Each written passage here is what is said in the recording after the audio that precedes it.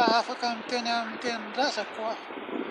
Mbola afaka milaza fa tsy saraka mandalo. Fa ny hikako efa indray amin'ny hika arivo miantso-pahafahana eny an-danitry arivo. Mbola afaka mihira amin'ny tenin-drazako aho. Dia ilay teny fity amfaliana sy talao mbola haiko lesy eo amin'ny telako mamiraha